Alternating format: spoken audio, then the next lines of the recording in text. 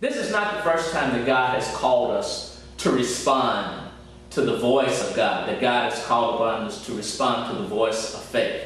God has called upon us in many times in our history, in our past, to respond courageously to God's call for justice, to God's call for equality, to God's call for bounty for everyone to experience. In our country, God has called upon us in the past to address slavery. God has called us to address Jim Crow and to respond to those inequity.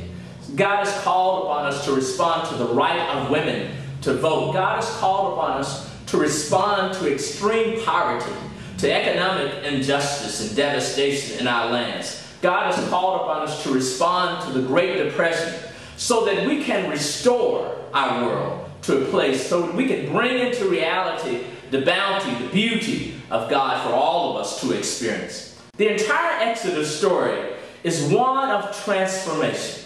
It's one that comes and speaks to a people about how what we're experiencing now is not right, it's not just for all. So we need to transform our society in a way so that none lose and all truly experience the peace that God intends, the bounty that God intends, the equality that He intends, not just for the few, but for all. In the Exodus story, God calls upon God's people and all of the world to break the bonds of slavery.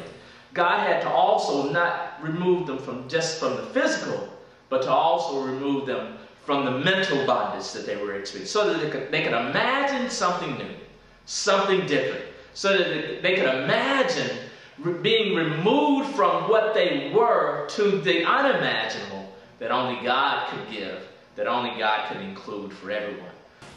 In Exodus, when God brought the people to the promised land, to the transformed society, God with the people created a structure where the people, no one would ever have to experience perpetual poverty.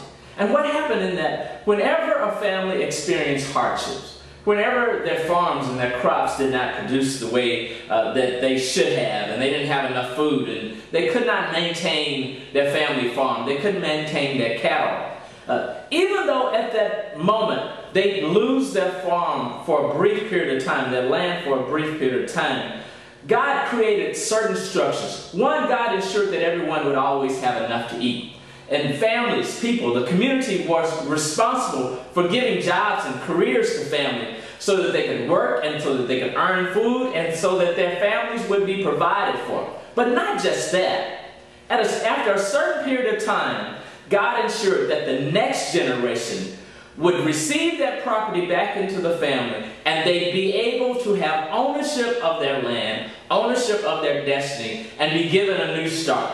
Right now, we live so that if parents are in poverty, their children live in poverty. Right? We live in a system where it's not just about what you can do yourself, but what has been done to you by your family systems and by what people believe about you in your past. We want to create a world where that's not true, where every generation, every person has an honest opportunity and access to wealth and to the bounty that some are experiencing right now, but that is intended for everyone to experience. There's also a story in the New Testament that talks about a different way of thinking, that talks about transformative lives and transformative thinking. He walked into the temple, a sacred place, and he turned over the tables. He turned over their normative way of being because they had strayed away from what God intended for all. And they were robbing the people as they were coming in to worship God and to experience the liberation that God wanted everyone to have. He turned over those tables because they needed to be turned over. They needed a new reality. They needed a transformative world that would benefit everyone. Traveling through Samaria, Jesus did the unimaginable. He stopped at a well to talk to, first of all, a woman, God forbid, which in that day was not quite politically correct.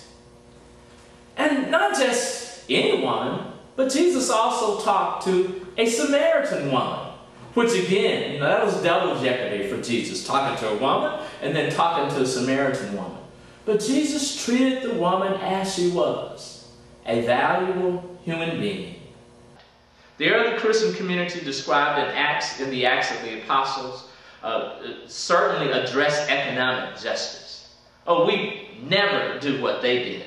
We'd never think about selling our goods. We'd never think about giving up what we've earned, what we've worked for, so that everyone could prosper. But here's what they also knew.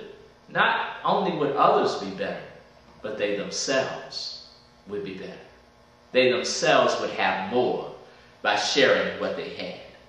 I want you to stop for a moment, and I want you to think about a couple of questions. I want you to think about God's call to you and to each of us as we engage this transformative thinking. How are God's people called to transform their lives together? Think about that for a moment.